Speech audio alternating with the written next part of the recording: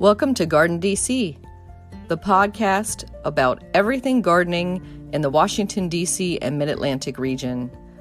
I'm your host, Kathy Jentz. I'm the editor of Washington Gardener magazine, and we're aimed at gardening enthusiasts, people who grow everything from edibles to ornamentals, natives to exotics. If it grows in our area, that's what we talk about.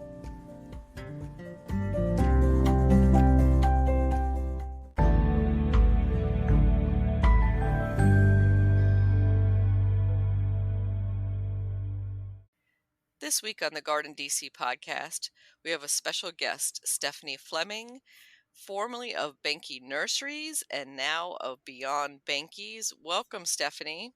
Hi there. How are you doing? Good. How about you, Stephanie? Doing pretty good. Enjoying the summer. Yeah, and we're finally getting kind of a break from the heat, so it's actually nice to be outside. Yes, it is. And so for those listeners who are not in the greater Washington, D.C. area, they might not be familiar with Behnke Nurseries and its long history and how it's been a wonderful resource for local gardeners in the Mid-Atlantic and D.C. area. So we're going to go into a bit of the history of Behnkes and the future of the property and a little bit about what you're up to these days. But first, Stephanie, I wanted to talk about you. And let's talk about your home garden. And I know you were born into the industry, into the green Yeah. industry and the hort industry. But do you garden at home? And if you do, what do you grow? Well, that's a question. I'm always laugh and say I'm the Behnke that doesn't do a whole lot of gardening. I know what I like, and I like to point it out. And my husband is wonderful, and he'll put it out wherever I want it. And I'm just not. I enjoy the garden, but I'm not a weeder. I used to have to weed all day long for my grandfather, and I leave that to others at this point. I can imagine. Yeah. And now that you're semi-retired, that definitely should be on blast, right? That you have grandkids and others who can help you weed. Well, yes, and I like going out. My husband likes to show me the flowers, and we go out and he picks me beautiful vases full every day, and we do those kind of things. Wonderful. Do you have a particular favorite flower? Daylilies. I love daylilies. I love pansies. Well, actually, I love all the flowers. How can you pick one? Very true. Very true. One little side note, and we'll get into it maybe a little later, but for 27 years or so, we had our own wholesale business in our backyard. We never had time for a garden till I went back to Behnkes to work, and he retired, and that's when he started planting everything I started bringing home, and that's how our garden evolved. Actually, let's talk about that now. What was the wholesale business? Well, we had Hillside Nursery. I left the Behnke Beltsville property when I was about 14. I grew up in that little house on the property, and my mom and her husband, they moved to West Friendship, and I started working at Walnut Springs Nursery, which is a big wholesale nursery in this area. And that's where I met my husband, taking cuttings under the benches, as we like to laugh about. But we got married at 19. He was 21, I think. And came home from a honeymoon. And a couple weeks later, I was told he wanted to start his own wholesale nursery. And Hillside Nursery became where we pretty much grew annuals, pansies, cabbage, kale, mums, and poinsettias. We weren't into perennials or trees or anything like that. And we sold to landscapers and garden centers. And that was what I did for about 28 years till he decided to retire. My children both became school teachers. One's a administrator with Howard County. He's a vice principal. And the other's a reading specialist in Howard County. So we ended the nursery, and I went back to Behnkes to work. So your husband, you met through the green industry, Right. growing plants, but he's Right. still growing in your own home garden. That's wonderful. Yeah, he gets to play, so he likes that. Yeah, I would say after doing it for years for a living, it's wonderful just to be able to relax and grow what you want to grow. Right. Let's talk a little bit about Behnkes and the family and maybe go way back in time to how your grandfather came to this country and why he selected the site that he did. Well, that's a long story. I've done a couple talks at garden clubs um, about the good old days, if you want to call them that. But basically, around the nursery started around 1930 is the date we kind of pick. It's hard to tell by the records, but he came from Germany, and he came over and he worked at different garden centers and like Longwood Gardens and places all over the country. His father was a nurseryman, and so he came over here to learn. And when he went back, he met my grandmother on the boat. She had come over. She was from Bavaria in Germany, and she was over here as a governess, teaching High German to in English and other things. And so they were both going back to get married to other people. And they met on the boat and they fell in love. And the story goes that he took one look at her and decided that that was the girl for him. And he took that engagement ring he was going to give this other girl in Germany and he threw it over the boat and made this big declaration that he was going to marry her. But we said he kept a string to it and he pulled it back up. So whether that's true or not, I don't know. Mm. But they came back together and they started the nursery. And, I mean, who starts a business during the Depression? But they did. They were right on US 1. He thought that would be a great property. And it just continued to grow. They had 4 children, and they all kind of went off in different directions. My one uncle, the oldest child, went off to the Air Force and made a career in the Air Force. My mother went off to New York, Sonia, to become an actress. And my other uncle, William, he joined the Marines and went off to, he helped with the nursery a good bit for a while, and then he left and joined the Marines, and he ended up getting married and having a family in California. And then my youngest uncle, Albert, who came along about 17 years later, he was always into other things and not the nursery business, but they all had a help as they were growing up. And as time went by, my uncle Roland, the oldest, came back after his career in the military and helped run the nursery, became president for many years. And when he retired, he and his wife, my mother became president for many years, and then my cousins. We had a lot of different family members until the end. My brother was president, and then Alfred Millard, who had been with us for over 50 years by the time we closed, he was our last president, and he was fantastic. He had been there since he was 14. And, you know, I give Alfred a lot of credit for keeping the business going through hard times that we went through. Trying to think of what else. That's about it. I mean, there's a lot of history on our website, and you know, we have a lot more, but we'd have to be here a couple hours. Definitely. And we'll probably get into some of that. But you closed officially in 2019. June of 2019. Hmm. And there were so many local gardeners who were lamenting that and wishing you would stay open. And it wasn't because you weren't profitable. It wasn't because, there was some downturn in the market or anything like that.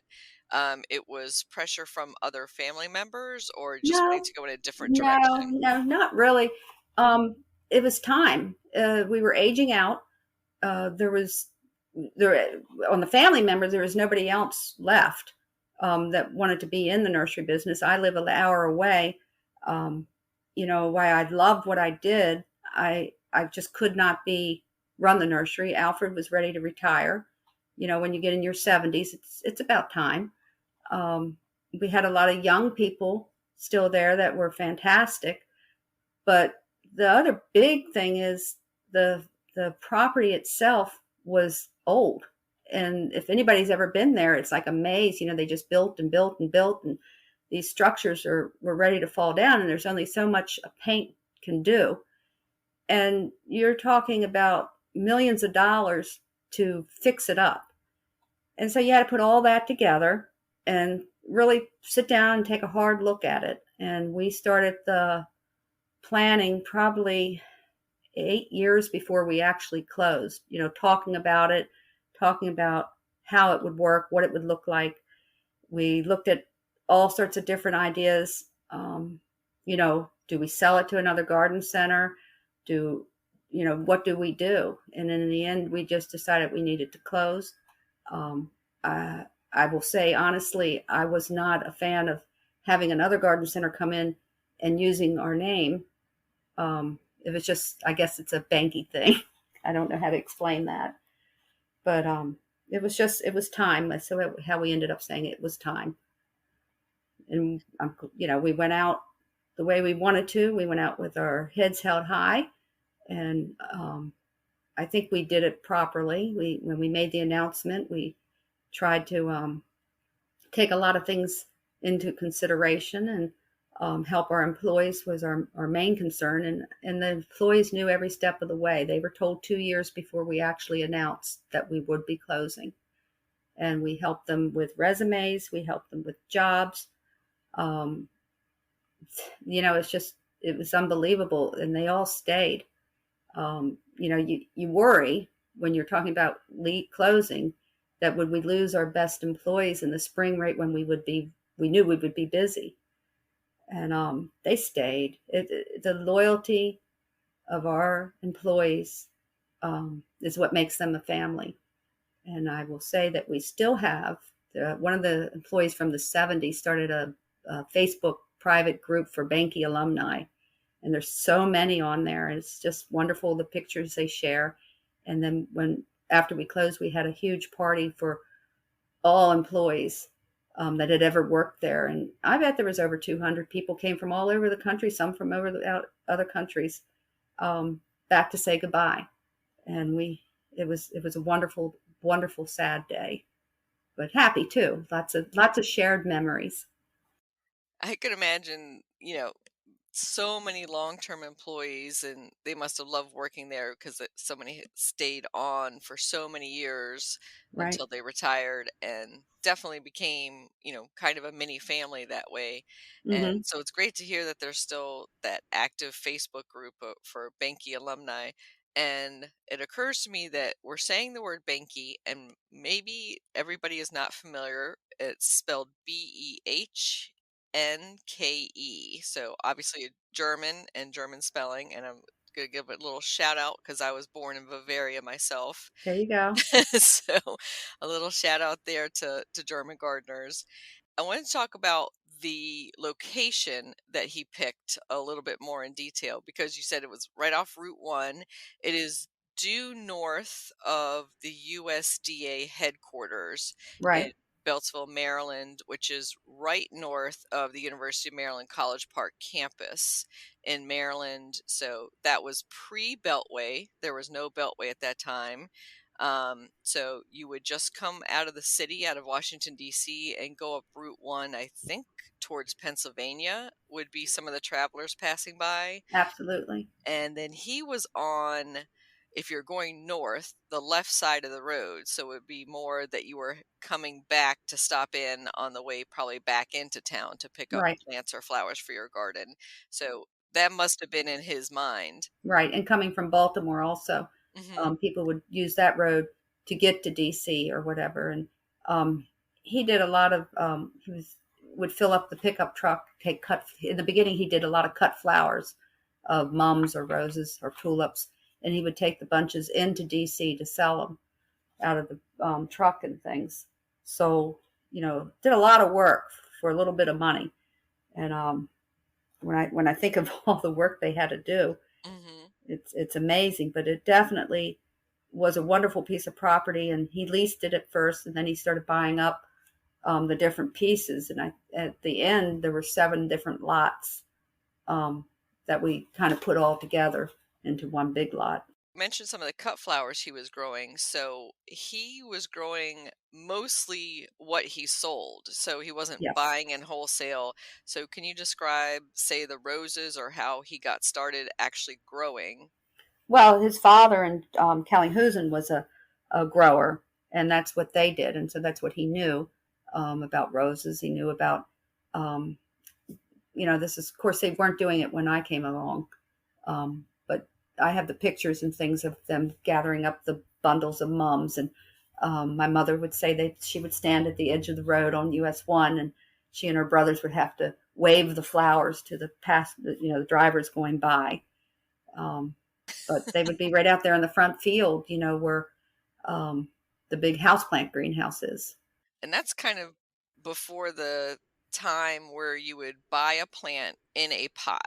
So Right. you would probably walk up, this would be in the 30s and 40s, to the nursery and walk up and down maybe the rows of roses in the field and then pick one. And then would you get out a shovel and dig it, or would he dig it for you and Well, ball burlap, or how would that work? most of the stuff was ball and burlap. They had, and if you go, I have, when I do my talk and all, I have a lot of family pictures of this little shack that he sold out, and he had a few little benches there that they would put some plants there that they would sell.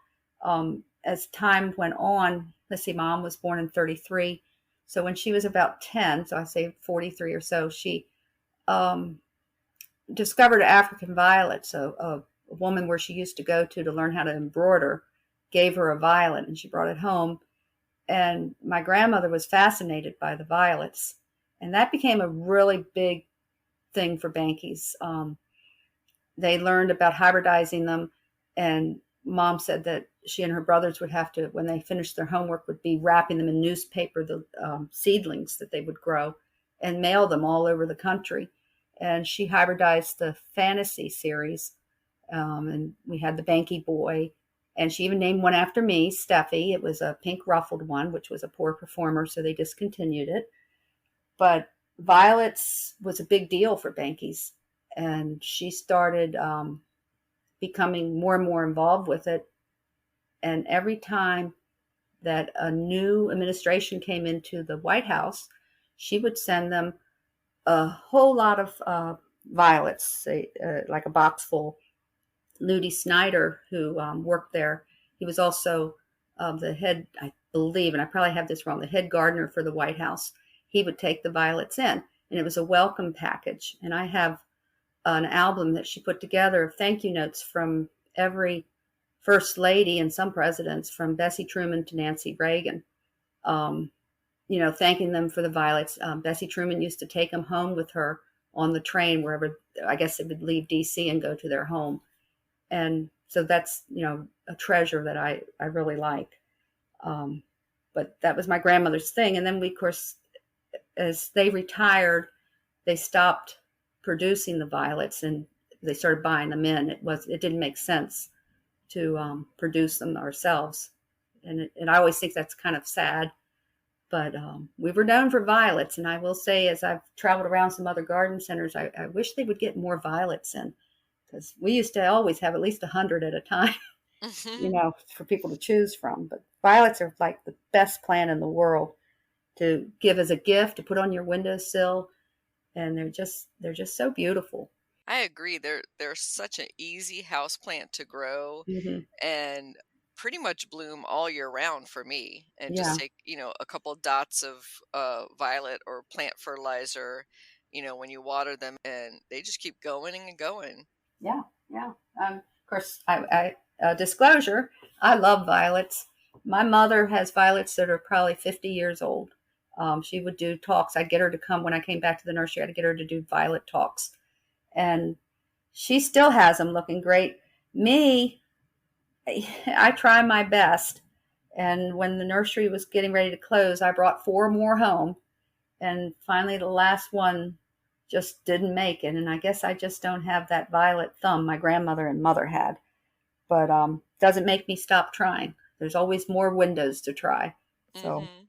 that's why I need to go uh, find some more. I just was visiting my Aunt Ellie, who was Roland's wife, and she had this beautiful violet in a big, like 6.5 inch, 7 inch pot. And I'm like, where did you get this? And she said, well, my cousin got it for her. Well, she got it from Patuxent Nursery in Bowie. And that was absolutely fantastic. So I think I'm going to be going over there to get myself one.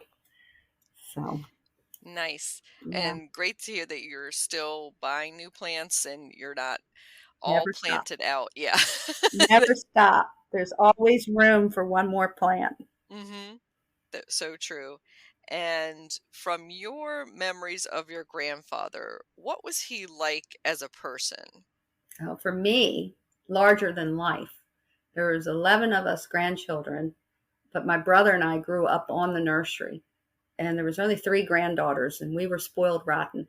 So I have a totally different um, impression of him. You know, I could do no wrong.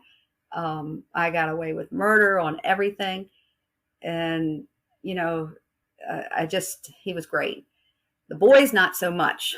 You know, they were more working, less talking. You got two hands, get to work. Um, you know, just he was a hard taskmaster, but I think he must have instilled a lot of loyalty because so many people did stay, and but it was just two totally different impressions, and Mm-hmm. and he was great with customers. The customers loved him, and but I do want to bring up it wasn't just him because my grandmother, I don't think, and he always was first to say, without her, there would be no Behnkes because she kept it going. She worked through three pregnancies in DC as a secretary, as she would get on the train and go down to DC every day and then come back and do all the books and things and, get the kids going and do what had to be done. So, and she did all the advertising and, marketing.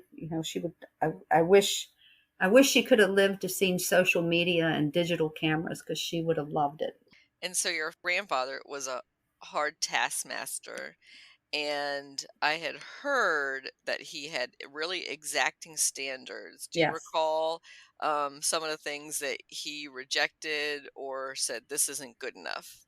Well, our tagline, known for quality plants. And if you wouldn't give it to your mother, it wasn't going to be on our tables. And he was pretty adamant about that. And when he retired, he had his home in Burtonsville, which was he opened to the public to walk through, and he did a lot of test gardens and growing things. And like I said, when they did the violet for me, it was a poor performer. Out it went. It didn't get to stick around. But no, he wanted quality, and he wanted it at a fair price for people to have. And he Hmm. always would say, his best customer was the lady that would come once a year for that one geranium because she came back every year. And that Mm-hmm. meaning he wanted a loyal customer. Good point. And your grandfather's uh, home garden after he retired in Burtonsville. So that was mostly roses or a display garden. They were display gardens. Absolutely gorgeous home on McNew Road, and he had a huge rose garden, which was fantastic. Most of my favorite memories are him on his golf club with a big bunch of roses in his arms. And anytime anybody came to visit, he would send them home with bunches and bunches of beautiful long stem roses that he would cut. And nobody else was allowed to cut them. I think Alfred finally was, and Alex Danker. But he took such pride in his roses. It took me many years before I ever wanted to have a rose bush at my house, and because seeing a rose bush just brings so many memories of him. Hmm. And but he would just my grandmother. That was the big thing. Every morning he'd come in with fresh roses during the season, and they'd be everywhere. And then as people come to visit, they'd get to go home with some. So, and he would take them down to the nursery and give them out to the employees, and it was a big thing. Do you know who owns that home now? Is that still open and still have roses? No, the gardens are gone. It was he always told and I think my brother had told me once that he said that was his garden. It was his thing, and that when he was gone, that he didn't expect people to continue it because they needed to work at the nursery. It was always about retail. Um, that was the bottom line. That's what his philosophy was about. That was his private garden. So the gardens and the place was sold. It was sold to a church, and I think it still is a church. But they didn't keep. I mean, they didn't keep it going. That was like a full time thing. I mean, he had full time staff up there helping him. And it's too bad it's lost to time, but I do see on your Behnkes.com website there are still photos of it, so people can go and enjoy those there. And many of the specimen plants were sent to the Arboretum. Some were sent to Longwood Gardens. So, some went down to Behnkes. Um, just they went places. We did our best on that. You mentioned Alex Denker and Oh some of yeah. the former employees there. So let's talk about how and where some of those employees have gone on to their careers from Behnkes. Well, many of them have jobs in the government at the Arboretum, and I will probably get things wrong. You probably know better than I am of where they end up. But Alex was our manager. He started as a young boy, as a teenager, at my grandfather's, and he has a wonderful story of his first day that someday I might publish. He gave me a copy of it when he retired, but he ended up keeping going to school, and then he ended up getting a job um, at one of the museums, and he's done very well there. He Hmm. has a beautiful family, and that's one of the things that my grandfather always liked. That they would learn from him. So many went on to start their own businesses. Jos Rosen came over as a young man from Holland, and he started Rosen's Nurseries. And I don't know, many people might not remember, but Metzler's Gardens in Columbia was John Metzler. They're no longer around, but he started as a young man. And Homestead, oh, my mind is going blank, but Don started working at Behnkes, and then he started Homestead. So they all got their roots at Behnkes, which I think is always fun to talk about. Hmm. And Alex's Denker is with the Smithsonian Gardens at the Air and Space That's right. Museum. Yep. That's right. And I think he might have moved on to another museum now too, but within the Smithsonian Gardens.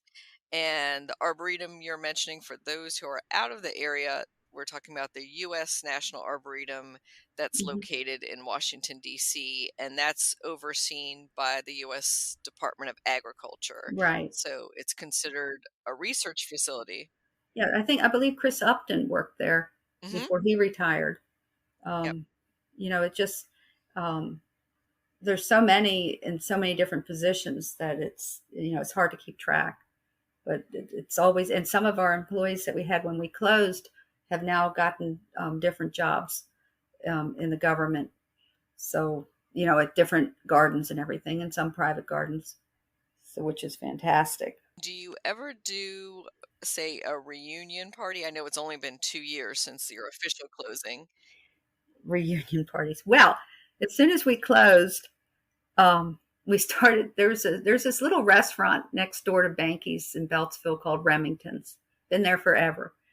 And so Marion Parsley, who was our head buyer and everything for annuals, had been there for over 30 years, would always organize these different gatherings. And before COVID hit, I think we were going there once a month. And typically 20 people would show up, different people, different times. And some that were current employees when we closed, and some that had been past employees. And then COVID happened. And of course, that all came to a standstill. And just last month, we finally had our first get together, and it was wonderful. Just seeing people. And I'm personally not comfortable yet with the hugs, but we keep our social distance. But it was so nice, and they're talking about doing it maybe every couple months, getting together.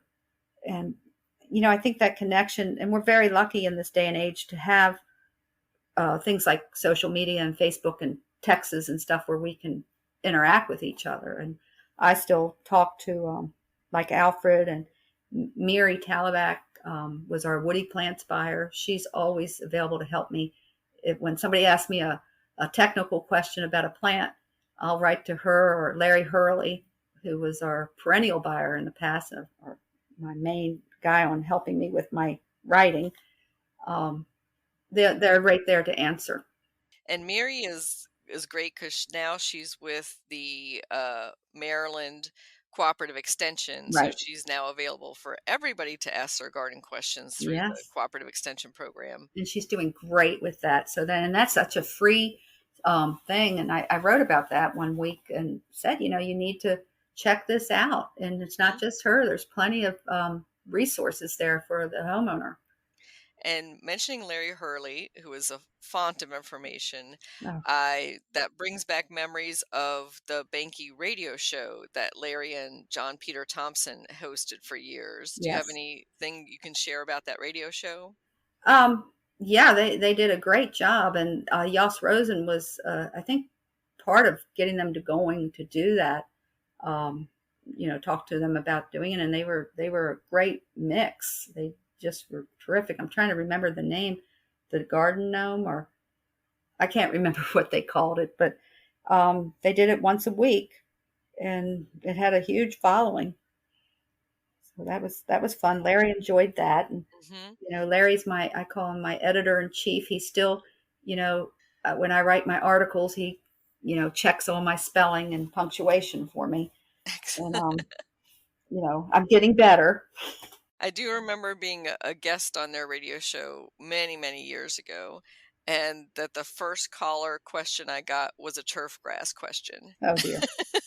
I was like, I'll talk about anything but turf grass. But yeah, that was a lot of fun.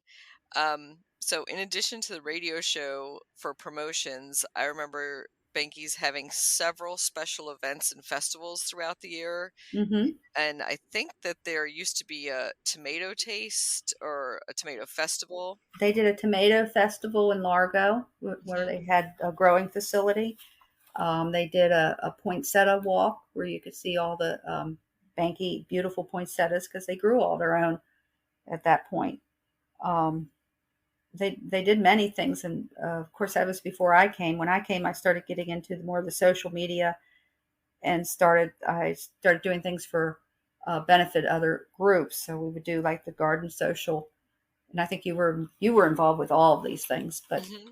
And so that was like once a year at the beginning of June, a festival where different local garden clubs and organizations could take a table. yeah, And I remember there was a silent auction and right, benefit for Brookside. Friends of Brookside Gardens, and Carol was one of the people that would just help me Hmm. So Carol tremendously. And Galati. Yeah. yes, she was absolutely fantastic. And I think she's trying to get something up like that again. I saw an email, Hmm. but so that was always a lot of fun, and we did that for 5 or 6 years. And we'd bring in speakers in each garden club. It was a way for a customer to come through to maybe join the hosta club, or maybe they might see that the African violet, they love that, or maybe they um, check out the daylily people, because not everybody has enough time to take out of their day to go see a group and see if they're interested in it. That's a lot involved. So if you could see them all in one place, you could get their information and make a good decision, because we do need people to join these plant societies. It's a wonderful resource. And Kathy, so Hmm. much about that as you're involved in a few, aren't you? Just a few. Just a few. But yeah, that was a great resource to have them all in one place and to be able to go from table to table Right. and talk to the different groups and Yeah. figure out which ones you might want to be aligned with. And one past festival I remember in particular was the Azalea Festival that you would Right. host. Yes. Can you describe that a little bit? Well, I think that was a one-time thing. I just got into the nursery, and it was a week-long thing about azaleas. And of course, the day of the big event, it poured down rain, but Mm. we still had a lot of fun. And they talked about all the different azaleas and stuff. And azaleas were another big part of Banky's. And my grandfather, he gave a lot of azaleas, I believe, to the arboretum. Um, but that I can't. I'm trying to remember a whole lot about that one. Yeah, the fact that it would rain, on the It on the poured. best day of the festival. Yeah. Yeah, I remember it was pouring that day, but still wonderful, and flowers and plants don't mind, and No. gardeners are pretty hardy. They'll come in still with their galoshes or raincoats on, Oh, and absolutely. still shop and look at the azalea displays. So that's wonderful to see, still people turning out. Yeah, Yeah. because I would imagine for a garden center, weather is a huge factor in your business. So it's either Oh too gosh. hot or too cold. So, If it rains on Mother's Day weekend, you mm, see a lot of sad faces at a retail garden center. mm, Um, we need the rain. Yes, we need the rain, but please let it rain at night, or please let it rain during the week, because that's our busiest day. It's you make your money in a retail garden center, independent garden center, I should say, 10 to 14 weeks in the spring, and that's when you make your money, and you need to have that money to pay your employees throughout the rest of the year and to bring in new merchandise. So rain rain is an interesting thing. I have to say right now, when it rains, I don't get upset. I don't have to worry when there's when it's a snowstorm on Valentine's Day. I'm like, oh man, I feel bad for those places, and I can just sit in my house and not go anywhere. I don't have to beat snow off a greenhouse or something like that. mm. And that does bring up when you talk about the weather and those 10 to 14 weeks where you're making most of the bulk of your money for the year, um, you know, that can really impact the rest of your business Oh, for all of that. But Behnkes is one of the few garden centers that was always open year round. yeah. A lot of them still do it now, or they'll shut for January, February. In the mid-Atlantic area, other areas will differ for what season they're closed during, but you guys would stay open even after the holiday season. Yep. Yep. We closed Thanksgiving, we were closed, and Christmas Day. Those were the 2 days we were closed. For several years, you were growing your own poinsettias in Largo. Many years, Hmm. even before Largo, my grandfather always grew our poinsettias. Hmm. And so that also brought in Christmas and holiday business, but you also had a special holiday shop. Yes. So that's probably my favorite thing in the whole world was when I got to become buyer for the Christmas shop. And I got to go to Atlanta and help pick out stuff, and I'm carrying it on to my, uh, we have called Beyond Behnkes now, and I have to offset some of the expense of the website and everything. I have an online shop, and I am just having so much fun with that. But I love buying holiday gifts or Christmas gifts and Easter gifts and Valentine's stuff, and I've always wished we had a actual you know, room that I could set up year round as a gift store, but that wasn't to be. We were about plants, I was told. Hmm. Imagine that. So, So for the when it trips to Atlanta, you're going to the gift market yes, the America Mhm. Smart. and then you're ordering wholesale from them and Right. buying and getting to choose. But that's Right. always fun to kind of spend what you would consider other people's money. Oh, So, absolutely. Now I got to spend my own money, and mhm. it's a little more difficult for me, which is, but I'm having fun. I'm learning about all sorts of stuff online on how to. I have a huge following that were Behnke customers, that read my email and buy from me, and I'm trying to expand it across the country. So I'm learning about SEOs, search engine optimizing, and Yep. getting a lot of help from one of the former employees who did our website, Larry Bristow. He does website design for people, Nice. and we're revamping. It's coming hopefully by the end of the year.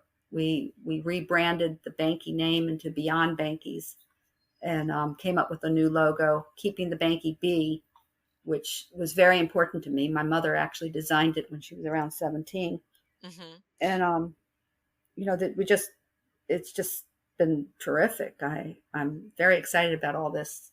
And listeners, when Stephanie says Banky bee, she doesn't mean the insect bee, No, BE. She no, means the the big letter. capital B, is the logo with the Banky boy leaning against it. Yeah. And so that's their logo for the Bankies. And tell our listeners how they can sign up for that newsletter. Well, you can go to our website at www.behnkes.com, Behnkes, and there's right on the front page is a place where you can sign up. Basically, it comes out every Thursday morning. I I write a little article, either about plants or a banking memory or about my grandchildren or whatever, I find interesting. And then usually sometimes Larry Hurley will write a lot article, or I'll find an article that we have. We have over 1,200 posts, which is another reason I want to keep the site alive, because we have so much content on our website, so much free information for people wanting to know how to, or you know how to grow this, or what does this mean, or so I want to keep that going.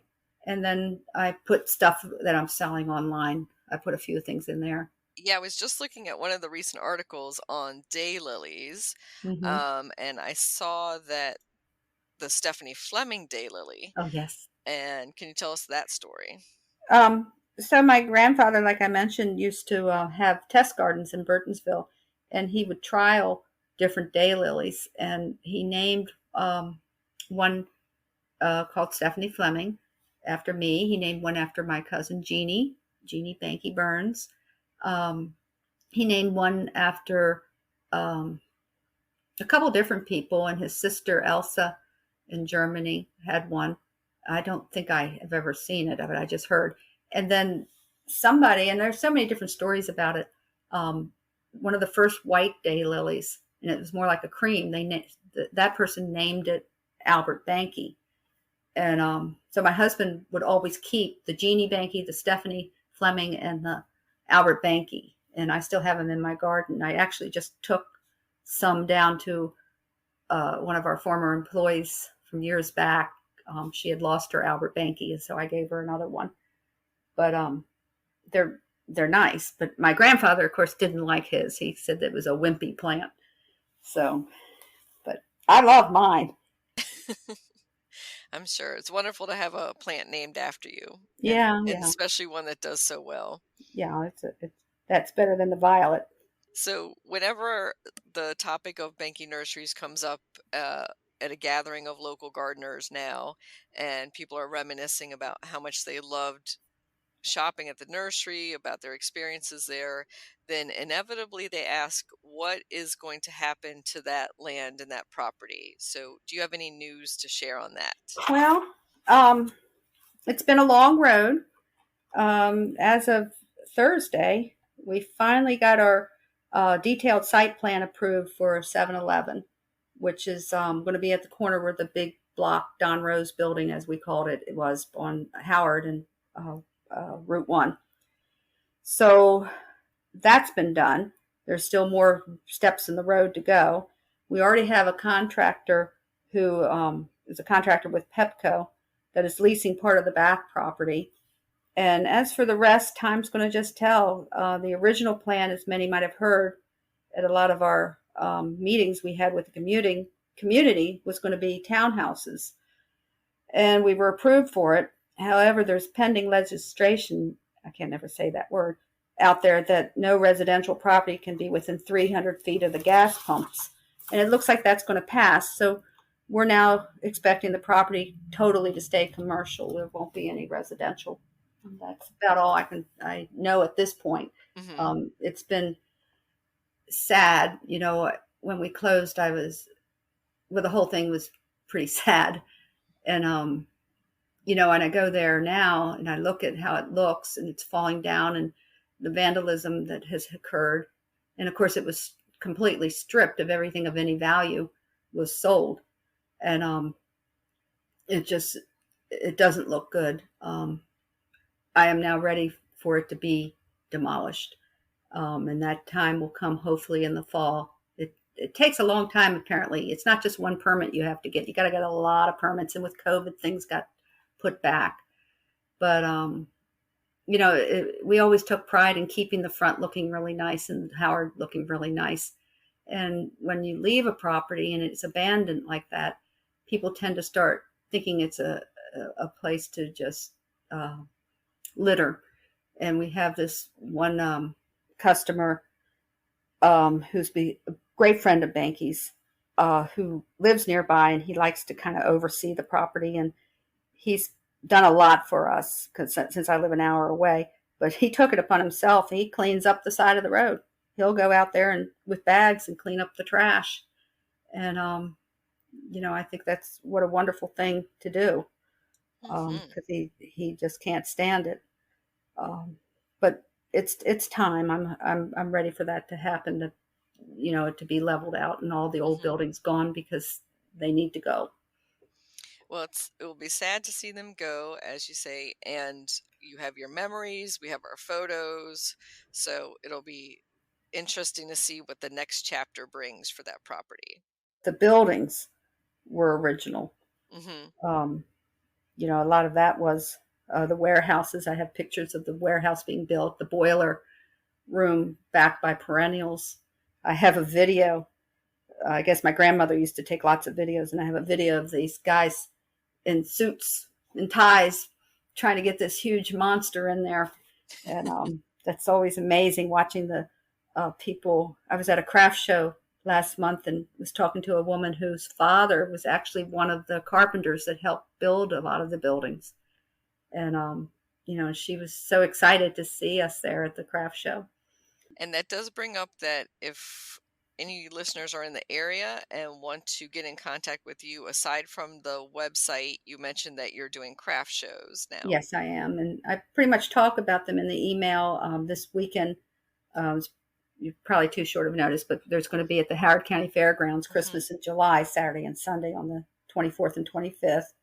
It's going to have a butterfly safari garden in a tent, but it's going to be really cool. And I'll be there selling a lot of the old ornaments that we used to sell in the Christmas shop. And there's another one that I'll be doing in Eldersburg in October. Hmm. And so I'm having fun. It gets me out and see people now that we're allowed to get out a little bit more. And I'm sure you run into many older customers who Mm-hmm. recognize you. So that's always fun to have that interaction with the public too. And they recognize the name. Hmm. The first year we closed in 2019, I was invited to go to La Plata, and I did it. It was a 3-day Christmas show, the Kringle Christmas show in La Plata. And they do it every year. They bought almost all of our um, props and stuff for Christmas. I mean, he bought everything, and it was, our Santa chair and our reindeers and everything went out on a trailer. And so he said, "Why don't you come?" And I went there to make Behnke bows, and ended up they weren't interested in Behnke bows; they wanted my ornaments. So I guess I'm not going to be making Behnke bows, which my hands appreciate. And can you tell us a little bit about a Behnke bow? What makes it a Behnke bow? A Behnke bow is a certain way of making a bow, and it's probably a common way that other people do. Hmm. I've seen many different ways, but my mother and my aunt insisted that every bow be made this way, and I did a little video on how to do it. But and it's pretty simple. But they're a nice full bow that can go on your wreath or go on your staircase or your fire mantle. And if you take care of it, can last many years if you properly stuff it with tissue paper and don't just squish it up in a bag.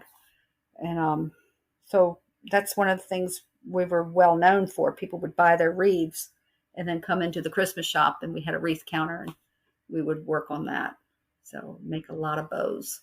And I'm sure there are still some Behnke bows in attics and basements all Yep. over the DC area. Yep, and I'm still out there making them too. You never stop. Thank you again, Stephanie. Thanks for sharing your memories of Behnke Nurseries, of your family business, and your pioneering grandfather. Well, thank you for having me. And I just want to say one last thing is when you want to go get a plant, please support your local independent garden centers. It's very important. I know you can get plants at places like the box stores and grocery stores, but really consider that, you need to maybe take that extra step and go to a garden center and just support them and what they do. Amen, Stephanie. Thank you so much.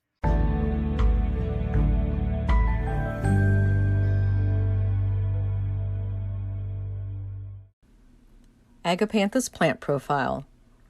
African lily, Agapanthus species, is a beautiful flower that blooms on the tip of a long stalk held above strappy green foliage. Most folks are familiar with the Agapanthus flower in many shades of blue, from aqua to navy, but it's also available in pure white. This perennial bulb grows easily in most any soil from sandy to clay. It is resistant to wind and salt air, so it's a great choice for growing in coastal regions. It prefers full sun, though it tolerates part shade as well. Agapanthus has many other attributes, such as being very drought tolerant, deer and rabbit resistant, and a pollinator favorite. Most African lilies are hardy to USDA zones 8 through 11, like the Compact Storm Agapanthus series from Anthony Tesselar Plants. If you are in a cooler climate, plant them in pots and move the containers inside to a protected spot during the winter. Some cultivars are bred to thrive in Zone 7, with extra mulching to insulate them, such as the Agapanthus Stevie's Wonder, available from Brent & Becky's bulbs, and others, like Agapanthus Blue Yonder, are said to be hardy down to Zone 5. Your mileage may vary. The only care they need is an initial boost with slow-release fertilizer after being planted. Then apply fertilizer annually thereafter to encourage flowering. Agapanthus, you can grow that.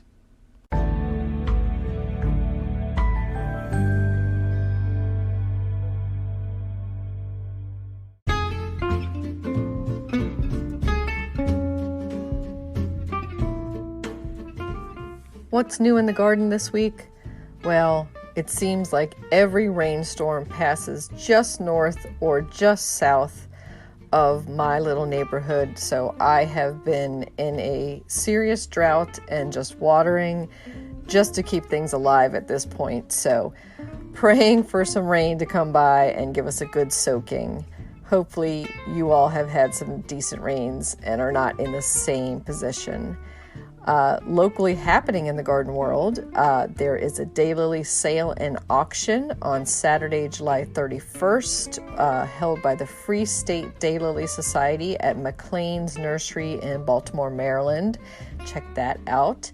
And then we are hosting our own Washington Gardener photo contest showing of this year's winners on Sunday, August 1st. From 2 to 3:30 p.m. is the opening reception, and everybody's invited to that. It's open to the public. It's held at Meadowlark Botanical Gardens in Vienna, Virginia, in the Visitor Center. Some of the photographers should be there, and family and friends, and those are the winning photos that we published earlier this year for 2021. They are all photos taken in the DC area of local gardens, so they could be close-ups of wildlife, close-ups of plant parts, or vignettes or vistas from local landscapes.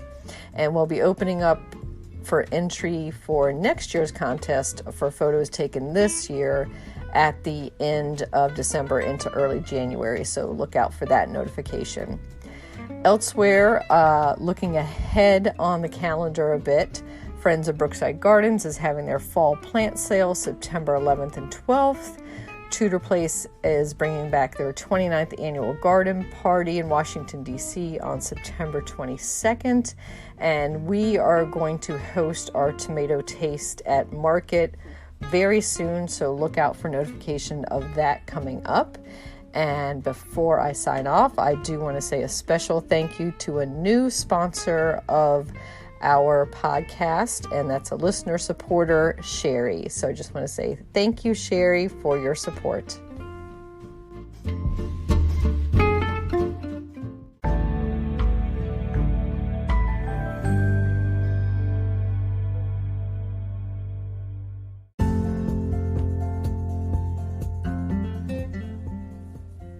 Thank you for listening to GardenDC.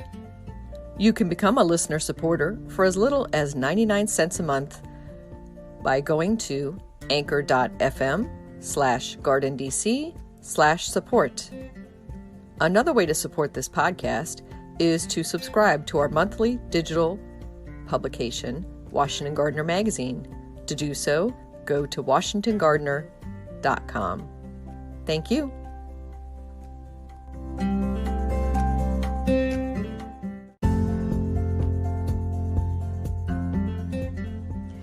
You can find Washington Gardener online at WashingtonGardener.com, on Twitter at WDC Gardener, on Instagram at WDC Gardener, and on Facebook.com at Washington Gardener Magazine.